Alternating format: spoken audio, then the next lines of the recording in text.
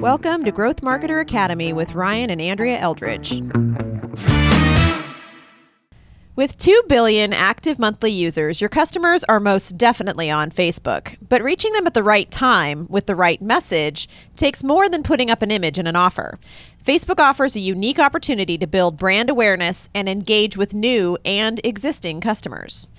Today, we're sharing the secret to building a Facebook campaign that can, with some nurturing, convert engaged leads into loyal customers. This is Ryan Eldridge. And this is Andrea Eldridge. Welcome to Growth Marketer Academy. This is episode 22 of the Growth Marketer Academy podcast. I'm Ryan Eldridge, Chief Strategist at Squirrel Digital Marketing. And this is Andrea Eldridge, Creative Director at Squirrel Digital Marketing. Well, we all know that traffic is fundamental to generating leads. It's a pretty basic concept, and you need to steer qualified traffic to your site if you want to make sales. Yeah, you usually have two options. You can invest time and man hours trying to do organic or SEO, or you can invest money into paid search advertising. And we've said it before, you should use paid search to gather information and hone your campaign before you invest the time and effort into building your SEO campaign, because that's going to take a lot of time and effort to build, and you don't want to build it with incorrect information. So paid search has some great benefits. And it's not all about Google. I mean, Facebook, it's different from AdWords. People aren't actively looking for a solution on Facebook. They're looking to engage with friends and family, relax, unwind, and look at cat videos. Yeah. So, throwing up an ad on Facebook can be disruptive to that user experience. So your job is really to tailor your message and kind of just gently guide potential customers down your sales funnel. Well, this is going to be a 2-part series. You love those 2-parters. I know. We just finished one earlier. But we're going to be covering how to determine which types of Facebook ads to run and how to set up an ad that converts. That's right. So let's get to it. First, why choose Facebook? Well, really, Facebook right now is the equivalent to 15, 20 years ago, ABC, NBC, CBS, the Wall Street Journal. It is where everyone is. They just go to hang out and watch videos and just chill. So it's more of a relaxation platform. It's not necessarily a place where you go specifically to look for anything, just more for entertainment. Yeah. And one of the best parts of Facebook is it gives us some really deep understanding and guidance towards what kinds of customers or what our customers are looking for when they're not relaxing, when they are in a more discovering state of looking for our offers. So we can find out things like what websites they go to, what behaviors they do on websites. We can see what kinds of searches they're searching for, possibly even target specific behaviors like they just recently searched how to do something online. And this is based on Facebook's more aggressive tracking methods that they utilize even once that Facebook user has left the Facebook platform. Yeah. They still have information being gathered about them by Facebook, which you as a marketer have access to in building your audience, which can make a very specific audience group much more possible than on other platforms. In the old days of television advertising, you essentially know your demo, right? Men over this age, women over this age, they watch these specific shows, the NCIS or the CSI Miami or whatever. We know that these kinds of people watch, but that doesn't really tell you a lot other than their sex and their age, and really it's just a guesstimate. You don't really know that 45 million people are watching, the Grammys. That's just an estimate. They're guessing. Yeah. Whereas on Facebook, you know exactly how many people you can target. You know exactly what they're into, what exact their age is. I mean, you can go all the way down to the absolute minutia. So if you've got an offer that sells key rings, for example, you can say, well, I'm only going to target people that own a car, and I'm going to only target people that are 25 years old, and I want to target only people that have lost their keys in the last 25. No, not really, but yeah, you can't get that specific, but pretty close. But it's interesting that you bring up the correlation between Facebook and television, because it's also similar in the style of marketing that it incorporates. It's interruption marketing. You're interrupting people who are on the platform for something else, whether it be, to watch a news program, or, in television, watch their show, or in Facebook, communicate with their friends and get updates on their, the vacation their former best high school buddy you just went on that they're now jealous about. Anyway, so basically the challenges that were apparent and inherent in television and radio advertising are inherent in the Facebook platform as well, because you're having to interrupt them in the midst of doing an activity that they're not expecting to be advertised to. They're not in the mindset of being advertised to. And so it requires a very specific type of messaging in order to make that effective. But ultimately, I mean, when it comes to Facebook, you really have to be active where people are listening, and people are active and engaged on Facebook. And so it makes sense to try to reach your target audience, but you need to do so in such a way that is as cohesive with the messaging on Facebook as possible, which we'll get to in a moment. So unless you're targeting only people between the age of 18 and 22, your customers are probably on Facebook. Yeah, and you say that because obviously the younger demographic kind of shuns Facebook these days, in honor of other platforms like Snapchat and Instagram. But keep in mind that Facebook is also owns Instagram. And Instagram is the fastest growing social network as of the summer of 2018. It's the fastest growing social network. They're doing all kinds of cool things. They're killing Snapchat now in terms of users and daily active users. But Facebook is still king when you're looking for engaging with an audience. Yeah. If you want to go a little younger, Instagram, and I would say probably the next 3 or 4 years, you should be using your Facebook platform to get into Instagram advertising. But for now, at this exact moment, Facebook still rules. Well, and I know from a perspective of, even just as a parent that has kids, and they're involved in activities, and every activity always has a Facebook group because it's where they expect you to be. And so even those people who are like, I don't really use Facebook, end up on the platform just to be able to stay engaged with these groups that are set up for school or work or business. So nearly half of all Americans use Facebook also as a news source. Yeah, that's kind of frightening, isn't it, when you think about that statistic? But basically, Facebook and other prevalent social channels are, like you said, the modern equivalent to network news giants. The interesting thing, too, is that you certainly wouldn't be alone for marketing on Facebook. 96% of marketers favor Facebook over other social media platforms, just based on the structure and the type of activity that people are doing there. They stay on page longer. We mentioned in the intro, it has nearly 2 billion active monthly users. So your potential to reach an audience is really unparalleled to the other social networks that you could currently target these days. So if you're going to target a social network, Facebook is really the way to go. And more importantly is the people that are on Facebook are engaged on Facebook. It's not a passive experience for most people. They've got to scroll, they've got to look, they're on their phone. It's a relatively intimate experience. And Facebook users spend an average of 35 minutes per day on the platform. It is a time suck for those of us that don't like to be distracted. Well, 35 minutes. Take advantage of that from a marketing perspective. That's like a primetime show, right? Yeah, I mean, if you're going to watch an episode of a sitcom or something, you're going to spend 30, 35 minutes watching something on television. So that's about the same amount of time. But just with Facebook, spread out into 10-minute increments all throughout your day.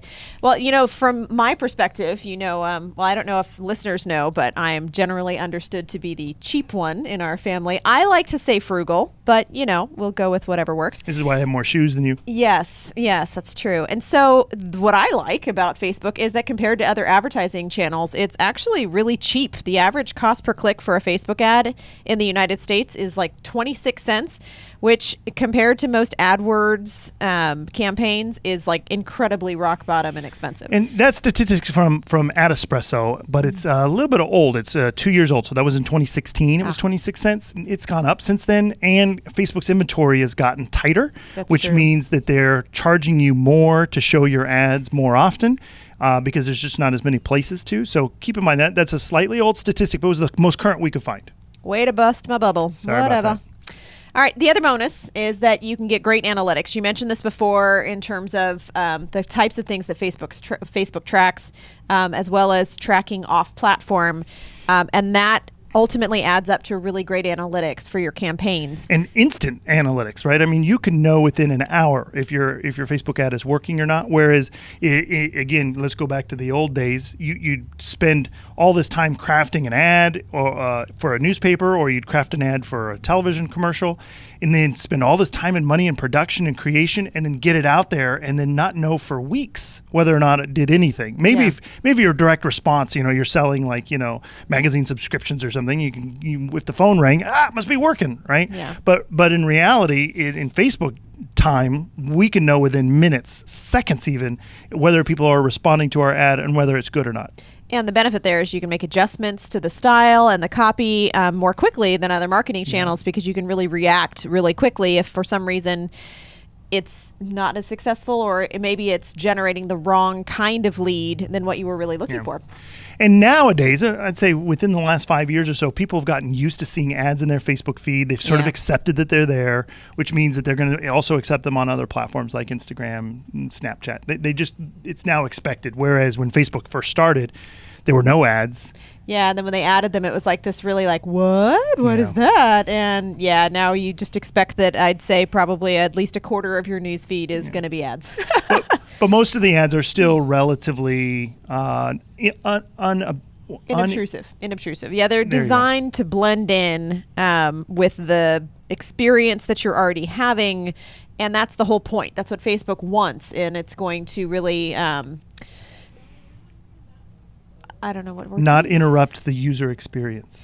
Well, I was basically saying that Facebook would give preferential, like, I don't know if that's true, but they're going to prefer those ads that are inobtrusive to the user experience. They're going to give a higher relevancy score to ads that are getting engaged with, shared, liked, commented on, things like that. They're going to give a higher relevancy score, which drives down your cost, which makes your ads run more often because you won't be using up your budget. Because if you, let's say you have a budget of $10 a day and your ad sucks and nobody likes it, nobody comments on it, everybody's reporting it saying this is a terrible ad, you're going to spend that $10 showing it to 3 people. Yeah. But if you've got a really awesome ad that everybody loves and engaging with and watching your videos and doing all your stuff, that $10 is going to spread throughout the entire day. Like those adorable purple ones that I was like super in love with the Yeti. And no, it's not the Yeti. It's Bigfoot and the family. And they're talking about the mattresses. Oh my God, those got shared like crazy because they were a great campaign. Yeah. And so I'm sure that campaign had a huge reach and much less expensive. So let's talk about what makes Facebook ads unique. So Facebook knows a ton of stuff about your potential customer, their age, location, the pages they like, the groups they participate in, the events they show an interest in. And this gives you as a marketer a huge advantage because you can really target a really tight audience. Facebook's algorithm also chooses relevant ads to show a user because it wants users to see ads that don't feel disruptive or out of place. So most Facebook ads displayed in a user's newsfeed are going to be designed to mimic native content. Yeah. Desktop users, on the other hand, they sometimes will see ads actually on the sidebar. I so rarely access Facebook on my desktop anymore that I never see those sidebar ads. So, just kind of as a note, but they're still there. Probably not going to get as much play from those sidebar ads. But again, in the ultimate, expectation of what Facebook is going for, they don't prevent the user from scrolling down their feed, and so they don't disrupt the user experience. Yeah, and most people just kind of tune them out, but there might be something there that catches someone's eye. You can also be on the Facebook Audience Network, and what this does, it lets you extend Facebook ads onto other platforms and websites. It appears like native content or video ads. It just further increases your reach, especially if you're, let's say, on your newsfeed, you're a big fan of Parenting Magazine, for example, and you click on a story and you go into this piece of content they have. Facebook will actually put their ads from their audience network into the content. And so if you're selling a parenting product, you're literally getting space on parenting.com on Facebook, where you couldn't normally get that in real life. So Facebook offers a number of different formats for their ads. Mm-hmm. And ultimately, it comes down to deciding what kind of ad you feel will best reach your target audience. Yeah. So regardless of the Facebook ad format that you choose, your ads need to be able to encourage a click-through so that users leave Facebook and visit your website. Facebook actually doesn't really want you to do this, but the longer they stay on Facebook, the more they're going to get distracted. So you really want to encourage that click and go elsewhere, or at least go to a specific landing page, encourage that action to take that user to your more defined and expanded message. And Facebook does have certain different ad types. We're going to go over sort of like the most popular, but there are other ad types that work in different businesses. So if you're just looking for an opt-in form for a specific piece of content, they do have literally forms you can put in there. They've got messenger ads. They've got all kinds of different ads. But what we want to do is just go over some of the basics, give you some highlights. Facebook's constantly changing, and so there are possibly new ad formats that will come by the time you hear this episode. So just keep in mind that this isn't at all going to be an all whatever I don't know. Every possible ad format that will ever be offered, but just more of the more common ones and which audiences and objectives those will best reach. Yeah. All right. So we included in the show notes a picture that was actually kind of interesting because it broke down a static image ad and said, these are kind of the primary components and where they appear and what's necessary when you craft your ad.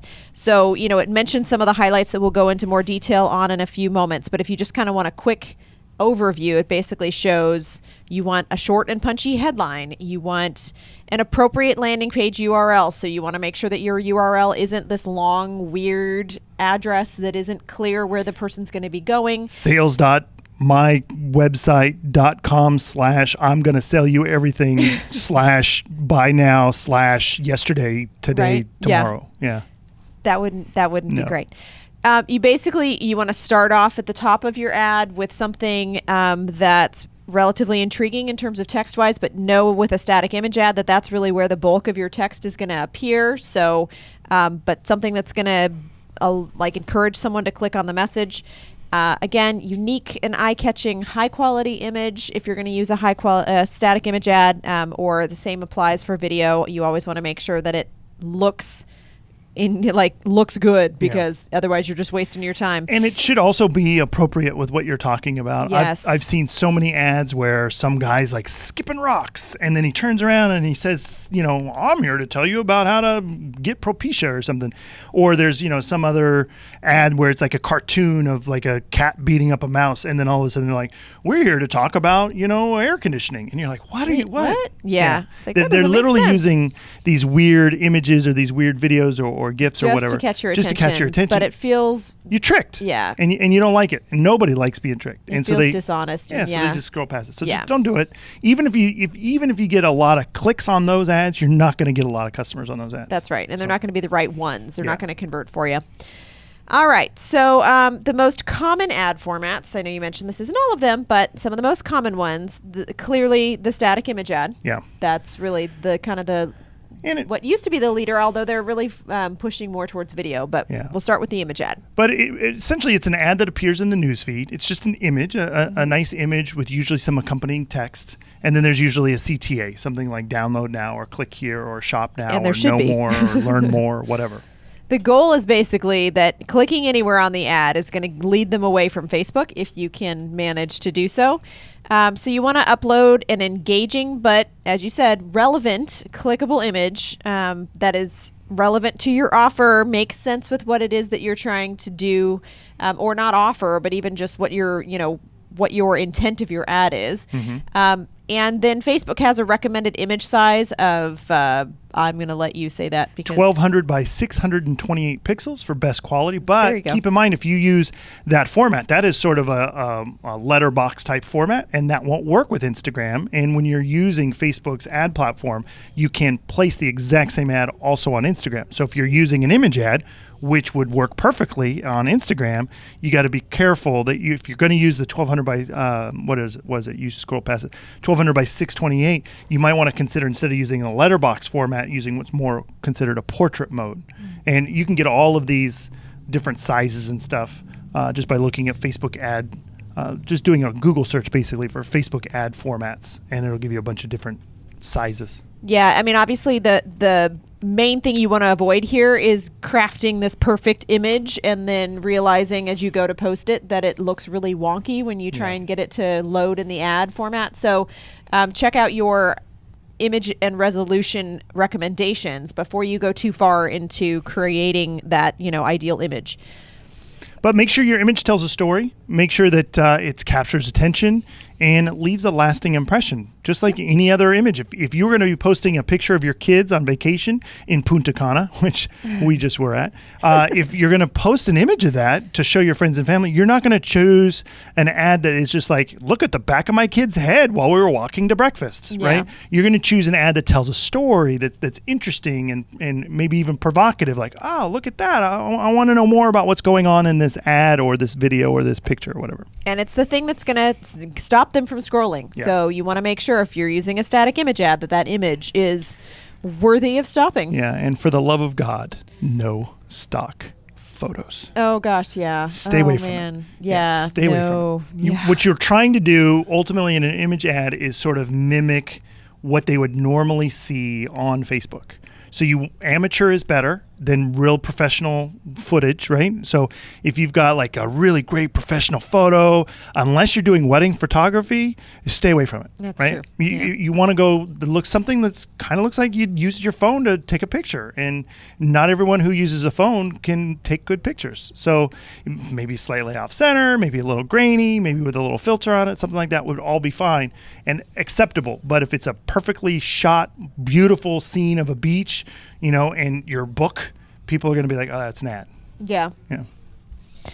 All right. And then the next one is clearly becoming the ad leader would be video ads. Yeah. Facebook prioritizes video content in the newsfeed. Hold on.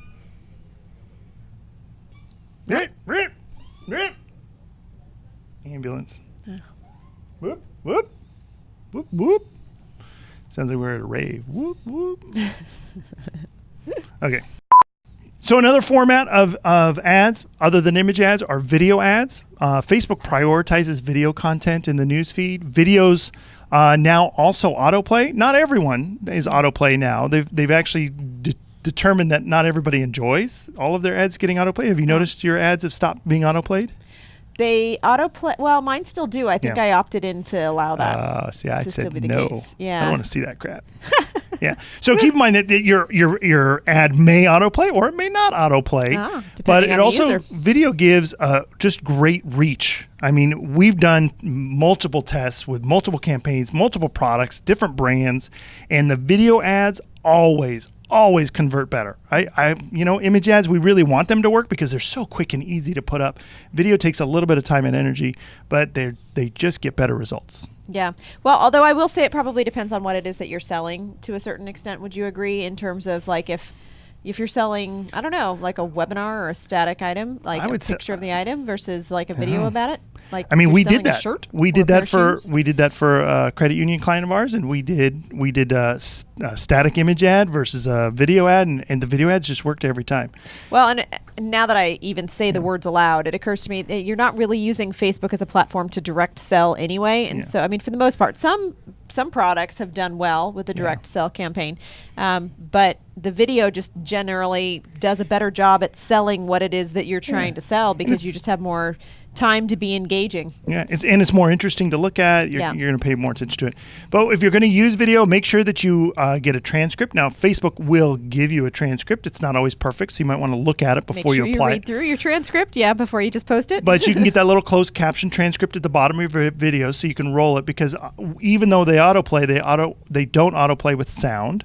And often if I'm at or if I'm at Starbucks or something and I'm looking at a Facebook feed, I'm not going to have my sound on. Mm-hmm. And if I did, that'd be crazy. You would instantly turn it off so that no one knew that you were watching cat videos. Yeah. So, and also for old people like me, I like captions anyway. So just put the stinking captions on there. Well, the nice part is it gives more of your message to those of us that have the autoplay feature engaged, because I know for me, I will actually click on an ad and allow it to fully run maybe like 1% of the time. It's got to really catch me. But I would say at least out of the remaining video ads, 50% of them, I'll sit and read through and let it play me without sound, but just with the transcript on its autoplay, the first like at least 30 seconds of the majority of the videos that I see, just to see if I want to watch any further. Yeah. Your percentages are way off on that. You said 1% and then 50%. And then because the other 49% I don't watch at all. I don't even like. Wow, you watch 50% of the video ads you get. Oh my gosh. Of videos. We should target you not necessarily hardcore video on ads, Facebook but ads. Yeah, apparently you got to look me up. Anyway, completely random statistics. That is why you know I don't make up the statistics, because when I do make them up, they sound terrible and they're horrible. So clearly I get my statistics from actual sources. But video ads allow you to engage passive viewers, and they can see the expanded message without having to actually click to hear the audio or go over and see your offer, right? Yeah. They can just kind of passively accept and see what it is. That's right. So another interesting one, ad format, is carousel ads. A carousel ad is basically like 10 photo ads lumped together as one. And I don't actually see these very often, but I know that a lot of product manufacturers, things like, that are selling a shirt or shoes or something like that, will use this style of ad to basically allow static images, but with like more detail and more content and more engagement. Basically, it lets the user scroll horizontally to view those additional images. And each one of those images can link to the same CTA or a different CTA. And so, as I mentioned, it's really conducive to showcasing a specific product, demonstrating how to use your service, or, if you're really creative, maybe telling a story through pictures. Yeah. I've seen Amazon use carousel ads in order to show multiple products that I've looked at while on Amazon. And it'll be kind of like, hey, remember you were looking at this and this and this and this. And so while they're not necessarily related products, they are related to me products. So I might see some shoes, I might see some camping gear, I might see like a camera, and then I might see, shoes for you, I guess. I don't know. So yeah, and I think the format, just again, it's more active and more engaging visually than a single static image. So if you don't want to go through the effort and time and editing process of creating a video, this carousel ad style is certainly an upgrade from a static image ad, likely to convert better for the right product or service. So we've thrown up on the show notes an example of a carousel ad, which is kind of engaging. It's got multiple pictures and it kind of tells a story. So if you want to check that out, head on over to growthmarketeracademy.com and check out the show notes for episode 22. So another format is collection ads. Yeah, now this is a little bit different from a carousel ad. It's a collection of ad formats that lets you pair an image or a video ad with 4 additional images within a single ad. Sounds kind of confusing, right? Yeah.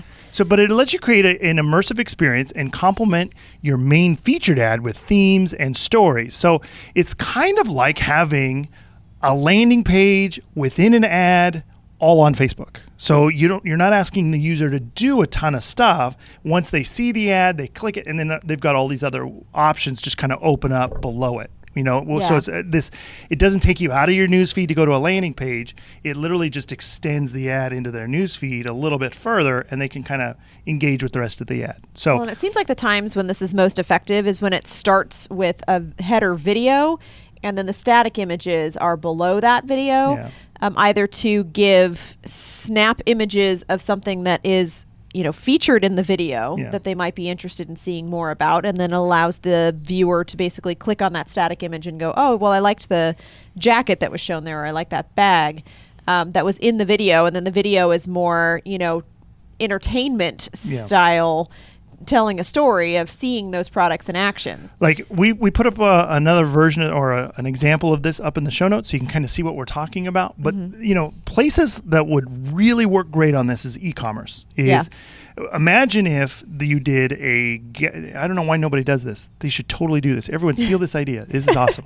So when the Oscars happen, or when the Grammys show up, or whenever you just see, on Us Magazine where they go like, who wore it best, and they show different pictures, or they'll say like, the celebrities' kids, and they're all in their different little clothes or whatever.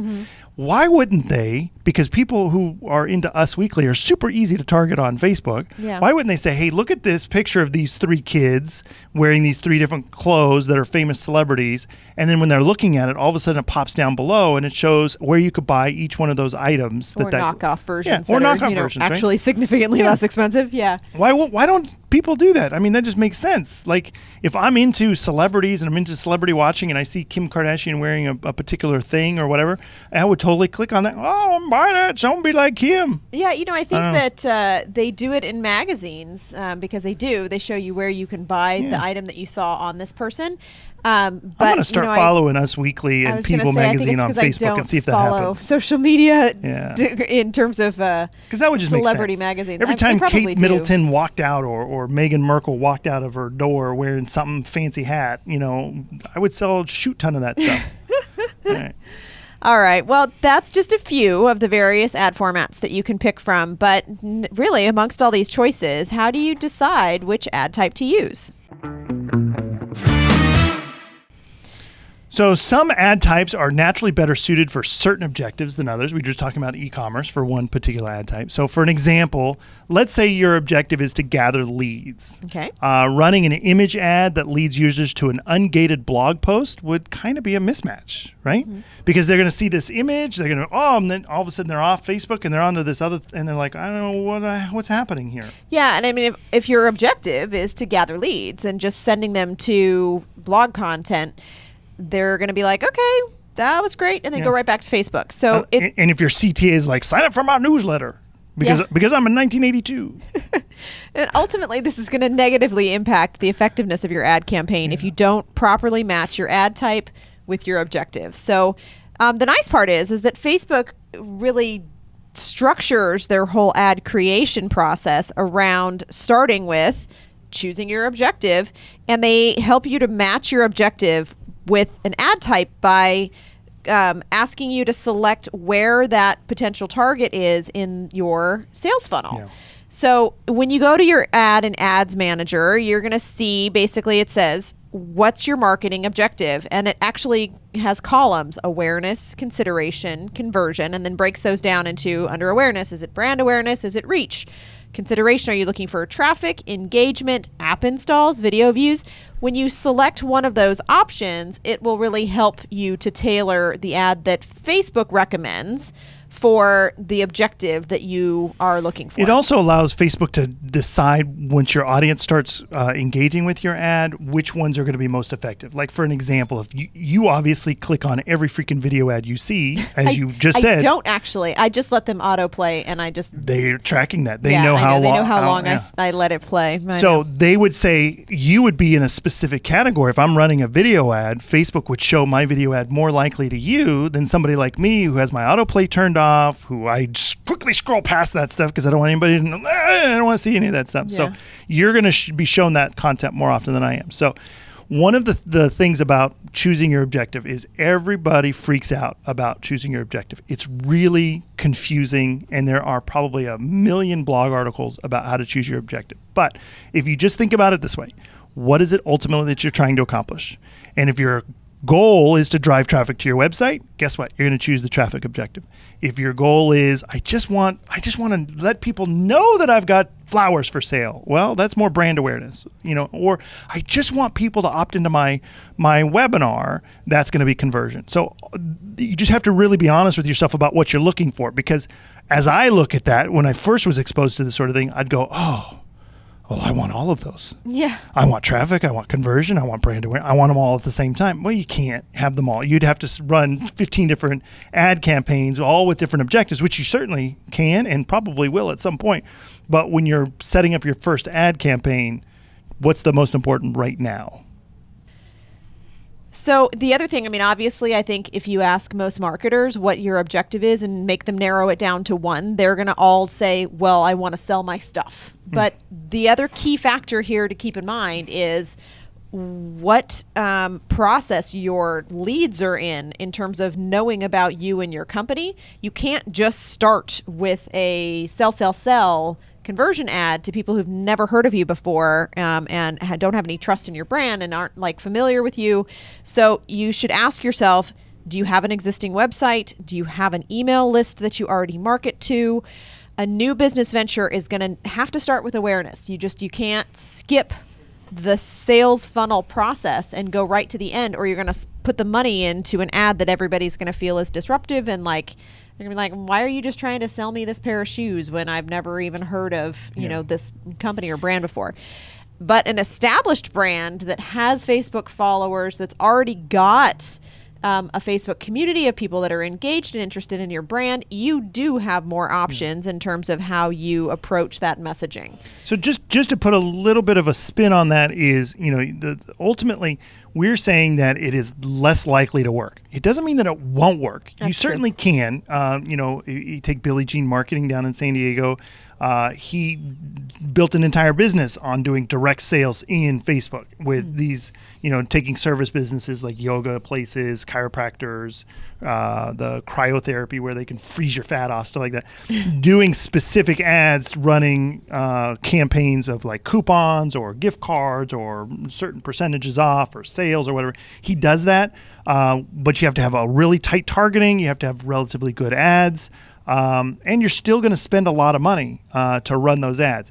Though the method that we favor is a little bit more of a slow build. It takes a little more time, ends up costing roughly the same as a direct sales ad, but it'll just takes a little more time, a little more energy, but likely your sales will stick better. Because you're basically building an audience that's engaged and interested in your messaging before you try to sell them something. Yeah, exactly. Like if I'm selling watches on the street, hey, take a look at all these Rolexes, right? It'd be better to know the guy's already interested in Rolex and he's already been into 3 Rolex stores that day and he's already price shopped Rolexes. Then when I go, hey, you want to buy a Rolex? He's going to be like, well, yeah, actually I do. All right. So now let's talk really about the most common ad offers used by marketers at each stage, just so that you can decide if that works for you as well. So if you're in the raise awareness stage, the ads here are really clearly designed to increase brand visibility.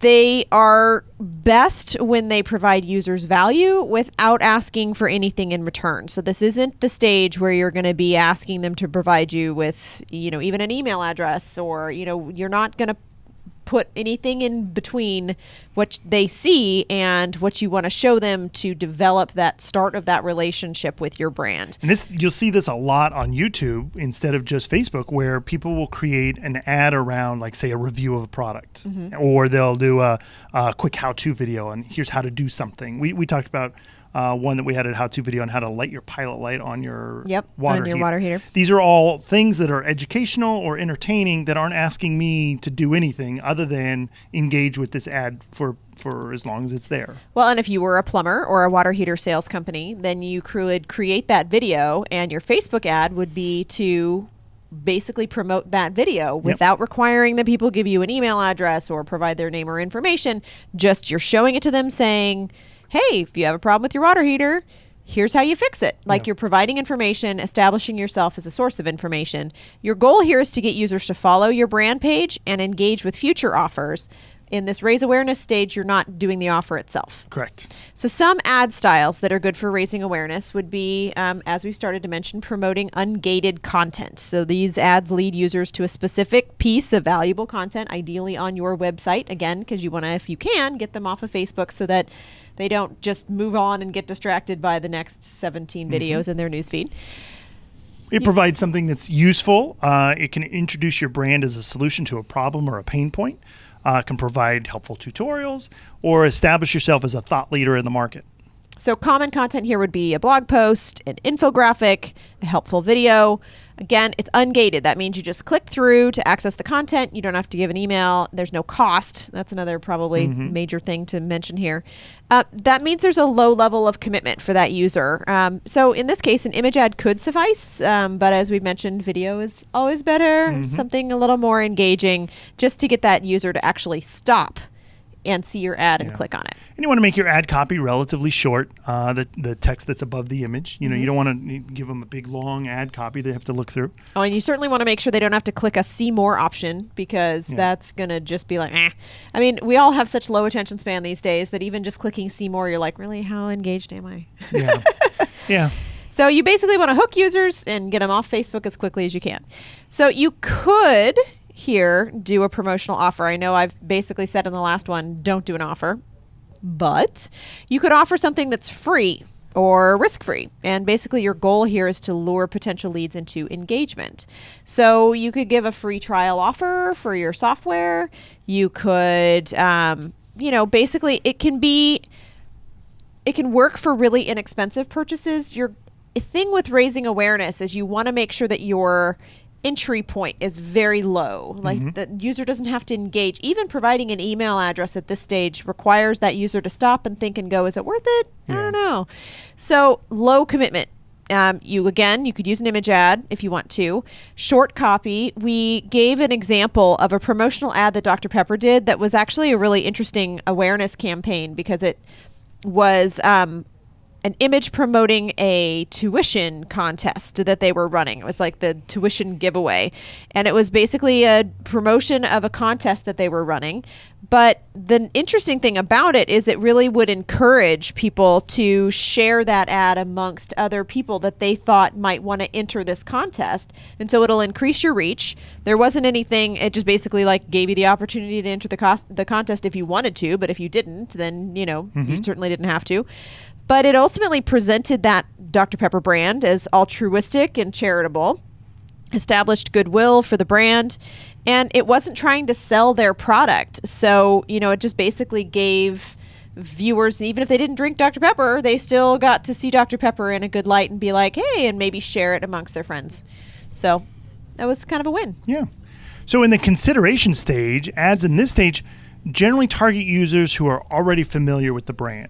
Not everyone will convert on an awareness ad, especially if your ask is really high. So for an example, a high cost purchase it's often going to require longer warm up. So if you're selling like a big camera for $1,200, you're probably not going to sell that instantly on Facebook with just one ad. That's right. And an unknown brand is also going to require a little bit more time to establish trust to get that user to engage with you at all or even follow you at all. So you're going to have to move users along the sales funnel kind of in a step-by-step process. So at this stage, you want to provide value in exchange for, in most cases, an email address so that you can collect that lead's contact information and nurture them to eventual conversion on a platform outside of Facebook. Although you can continue to use Facebook and just be visually in their field ongoing once they've engaged with you at this stage. So one of the ways you can use this type of ad to gain leads is to use a lead magnet. That's like downloadable content. We're all familiar. We've probably seen that a million times. You have checklists, ebooks, white papers. You can entice viewers to trade their email address for something that has perceived value. We give an example in the show notes of LinkedIn. They're enticing users to give up their email for an ebook. And it says, it's time to rethink the buyer's journey with our free ebook. And then there's like a little download link there, and you can instantly do it. So you can run ads directly to your lead magnet, skipping the content stage or the awareness stage, or this can just be the next step from the awareness to the consideration. Yeah, theoretically, this is going to be better like once that person has already seen that LinkedIn offers some sort of content other than just getting them onto a different platform. Then this would be the next step. Once they'd already kind of seen your first ad, perhaps engaged with it in some way, read some sort of content that you offered about, maybe about the buyer's journey, and now you're offering a more in-depth piece or some sort of complementary material. Again, you can use an image ad. Short copy is really going to be key still here at this phase. You don't want to make it so long that the customer or viewer has to really commit to it. Video, again, it's always better.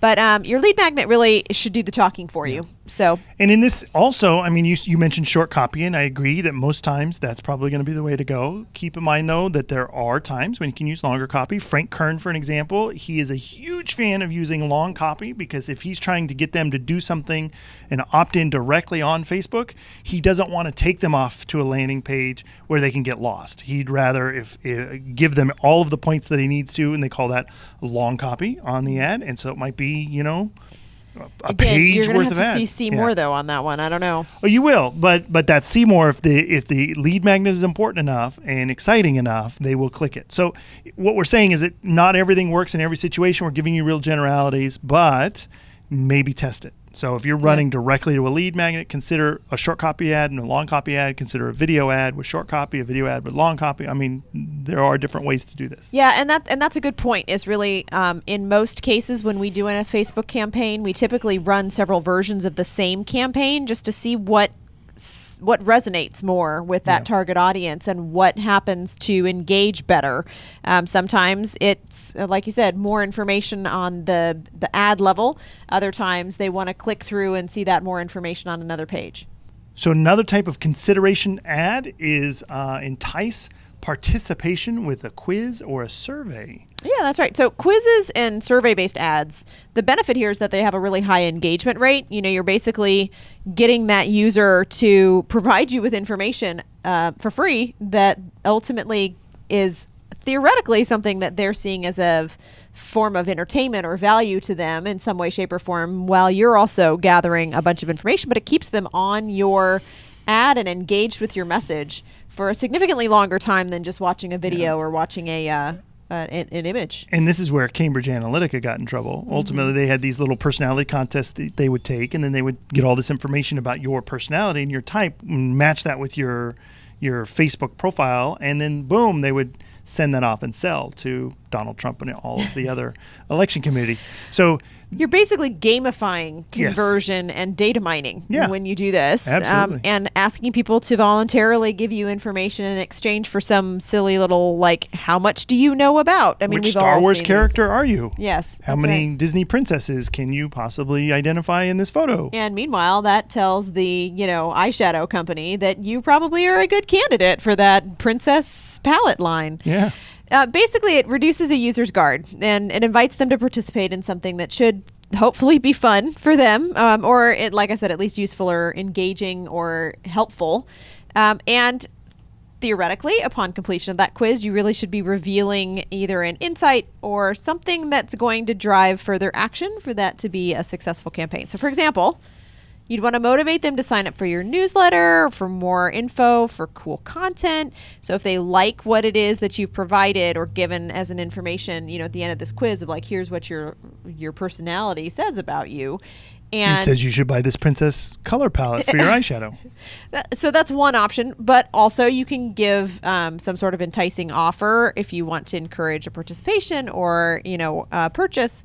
So you can use that at the end. Otherwise, if you just give a survey with nothing at the end that's any sort of CTA, it's kind of more, it's building awareness, but it's not really engagement with your brand. So with this type of ad, you can use long copy or even video, and make sure that it's relevant to your brand and that you're targeting your demographic. If you're doing Disney princesses and you're selling, Mazda cars, it's going to be a little weird. Yeah. So you don't want to just do a quiz for the sake of doing a quiz. You need it to be relevant to the people who are engaging with your brand. And ideally, if you make those results complimentary and shareable, then you can encourage new leads to invite their friends to participate in that survey and share it for you. Another option that you can do here is promote a webinar. We've talked about webinars briefly in the past. They're basically interactive workshops or seminars that are held online. They happen in real time, so it gives the participants the opportunity to interact, and that can enhance the learning experience. So this is great if you're utilizing some sort of for a number of different platforms. Like if you've got business-to-business sales. If you're selling sales, equipment or even, IT. If you sell makeup, like we've been talking about in a makeup tutorial that was, an interactive. So people these days, I think, are more comfortable with the idea of a webinar. It's almost like an instant chat, but with something that they are able to engage with you while you present that information. And usually with a webinar, something like this, you'll ask the participants to provide your email address in order to get into the webinar, and so you're automatically gathering leads while giving this content. Yeah, and it lets you basically show your expertise while you're warming up those cold leads. And some people will charge a fee to attend, but that's really up to you in terms of your how engaged those people are that are going to be seeing your ad. If you're using this ad at too early in that sales funnel, I don't know that asking a fee is going to be as effective. But you're basically asking users to block off time and hand over something. So it's a pretty big ask. Image ads might work if you've got long copy. Video is, probably going to be better just because it's going to give you an opportunity to really convince users why would they take the time to attend this longer version of you talking about this topic. Yeah. So I think video is really going to be your best bet here on a webinar. So the last step or the last type of campaign is a conversion campaign. And it's tempting, but don't jump directly into conversion ads. I mean, everybody kind of wants to. It's really like, man, I've only got $20 to spend. I'm just going to send them all to an ad. An ad. I mean, but how often would you purchase something if you watched an ad on TV, Billy Bob's, car lot, selling, used Mazdas. Yeah. How often you'd be like, oh, freaking A. I was in the market for a used car. Yeah. So really keep in mind, conversion is the final step in a social media campaign. The first experience of your brand on Facebook should not be a sales pitch.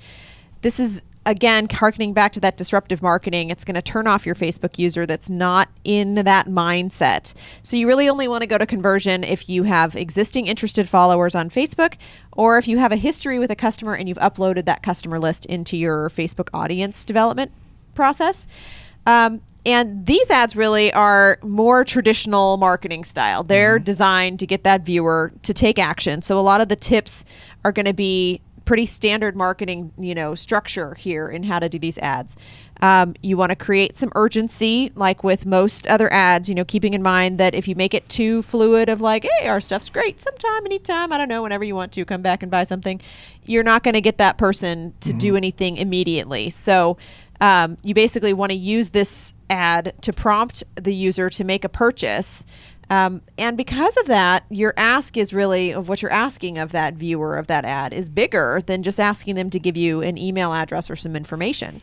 And we added an example of a really good conversion ad from, what is that, Curl Kit? Yep. Up on the show notes. So if you want to take a look at that, you'll see that it adds some urgency, kind of says shop now, that you take 25% off. And this is obviously somebody who already knows who Curl Kit is, already interested in beauty line and beauty products, rather than just some, if I saw this on my thing, I'd be like, I don't even know what Curl Kit is. Yeah. But if you had already engaged with the brand, potentially had bought their product before, this ad that says just 4 days left to get June's Curl Kit basically is like, oh, okay, well, the time's running out there for if I want this kit, I got to order it right away. So basically, keep in mind your ad recipient needs to be convinced on the value of what it is that you're trying to get them to engage with. So video ads work really well here, especially for things that are not inherently self-explanatory. So again, for example, let's say you sell $1,000 marketing automation software. You're probably going to need a pretty lengthy video ad in order to convince someone, even that's already familiar with your brand, why they need your tool. Whereas lower price point items, things like $50 to $100, those could use a lawn copy photo ad or a carousel ad, even potentially a static image ad. And still potentially convert, though, again, why wouldn't you use video if you have the opportunity to do so? Yeah. Well, not everybody likes to do video. Some people get camera shy and they think, oh, I don't know if I'm going to say anything. And it is a higher cost of entry. Yeah. That's for sure. Yeah, even if, once you get used to it, you can usually do videos pretty quick. You just throw up your phone and say, I'm going to say 10 words and be ready to go. But even for somebody who's used to doing video, it can be still daunting to create those. So we have a few tips just for this type of a conversion ad, because basically your goal here is you need people to stop scrolling, pay attention, and click on your ad. So you need a few things in order to increase your click-through rate. Number one, you want to keep it short and sweet. So AdEspresso studied successful Facebook ad campaigns. Now, AdEspresso is literally a platform where you can put your Facebook ads, so they kind of know everything about Facebook ads. But they found that the most popular headline is just 5 words long. So you want to use concise wording, get straight to the point, quickly engage the viewer, and use positive phrasing, upbeat focus on the benefits, things like that. Yeah. So we gave another example in the show notes where, their tagline basically says your first 30 days free. So, but the ad in general is using a fair number of positive wordings. They say enjoy, free, unlimited. These are all positive, upbeat wording that is going to be more in line with why a user is going to Facebook, which is to happily engage with their friends and family. So another thing that you can utilize here is some social proof. The interesting thing, so social proof is a great trust builder, particularly if someone's not completely familiar with your brand yet. But you don't actually need to use a testimonial or review, because Facebook, they do that really interesting thing where if you have a sponsored ad, and if your brand happens to already have either someone of that viewer's friends or family or someone that's in their social network pool that has liked your brand page, it'll show above the ad, so-and-so, so-and-so, and so-and-so like, and then the brand name. Yeah. And so it kind of instantly shows that person who's viewing that ad that other friends of theirs already like this brand. So, okay, I guess it's, pretty cool. And it was interesting when they first started doing that, because it mimicked native content that would be posted that would say, so-and-so likes this brand. And it was like almost a notification, and now it's a notification above an ad. Yeah. So, and there's a way that you can sort of create this on your own. So another thing that people will do is if they see a video and it's got a lot of shares, likes, comments, they're automatically going, oh, what's happening here? Whereas they see a video ad or something and it's literally got one like. They're not going to be like, oh, this isn't, you know what I mean? Yeah. The social proof automatically will give you more engagement. And sort of a way to manufacture this is using the same ad in multiple ad sets using the post ID. And I'm getting kind of technical, but ultimately, in a normal campaign style, you're going to run 10, 15 different campaigns with multiple ad sets with different objectives to see what happens. And when you do that, if you use the same ID, you can get hundreds, if not thousands of people to comment, like, and share the ad, which gives you all of this social proof on it. Mm-hmm. And ultimately, viewers are more likely to listen and take action when they see that people they trust have already committed to your brand. So that's really helpful. Again, we already mentioned urgency at a little earlier, and you've heard us refer to it in relation to ads and outreach and before. Basically, you're just looking to trigger a natural reaction to avoid loss. And when appropriate, time-limited incentives can encourage action. Another way you can do this is with implied scarcity. That's so instead of saying the time offer's limited, in this case, it would be like there's a limited number of... We have only 100 seats left in our webinar. Yes, yeah, and that's right. And so that basically gives that viewer, again, that same sense of urgency to say, oh, well, I better do it before it goes away. You can use copy that evokes curiosity. So Facebook users aren't actively shopping. Remember, they're there to look at cat videos and what their cousins did last Saturday night and how much their buddies drink or whatever. They're not really interested in shopping. Or solutions. They're not actively looking for solutions. But if your ad promises a solution to a common pain point, it can catch the scroller's eye. So we put an example up of American Massage Therapy Association, obviously targeting other massage therapists. And the ad itself basically says self-care tips for massage therapists. The interesting thing is it's basically something that if you've targeted users with massage therapists listed as their occupation, the ad itself in that newsfeed basically is suggesting that therapists may develop health problems if they don't take certain actions and, to protect their own health. And so that from a standpoint of if that was your career, you might not necessarily be on Facebook thinking about taking better care of yourself, but you go, well, I'm a massage therapist and self-care tips. Well, that's beneficial and helpful. I wonder what that is. So it can be, it can really work really well for engaging a specific target demographic. It's another version of the 11 o'clock news tease. 5 things in your refrigerator will kill you before you're 40. That's right. Yeah. Tune in at 11, right? It's the exact same philosophy along that, but you can narrow it down to a very specific person. Soccer moms who know how to keep their kids alive know these 3 things. And you're like, well, I got to know those 3 things. I'm a soccer mom, So you can use questions to hook people. So that would be, basically to get them started reading and continue that path of reading from one line to the next. So are you frustrated by? Do you struggle to? Tired of? And again, it's not like you're going for that 1980s infomercial. So it's not like, Are you tired of dealing with garden hoses? And she's like, flopping all over the place trying to get a garden hose. Yeah. But ultimately, the idea here is you want to basically make that reader kind of start nodding their subconscious head in agreement, like, yeah, I totally am. And at that point, you got them hooked. But there are some Facebook guidelines you got to keep in mind. You can't call out specific groups. You can't say something like, are you a massage therapist looking for cancer treatment? I mean, they're going to be like, whoa. That makes too creepy. That makes you look really creepy. And Facebook doesn't want to see those kinds of ads, and your ads will get disapproved. So take a look at their guidelines. You can't call out specific sectors, but you can say certain things to attract that group, right? You can say cancer treatments for massage therapists. And you're like, well, Jesus, I'm a massage therapist and I have cancer. I want to see what's going on there. Why do I possibly need that? I don't know. And do massage therapists get a lot of... Anyway, let's move on. All right. So now you know what kind of ad to run to reach your objective. It's time to dig into crafting the ad, right?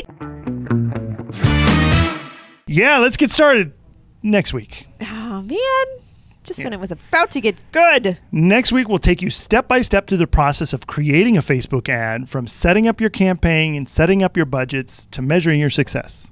You definitely do not want to miss that one. So be sure to head over to growthmarketeracademy.com and check out the show notes and links to the resources we talked about today.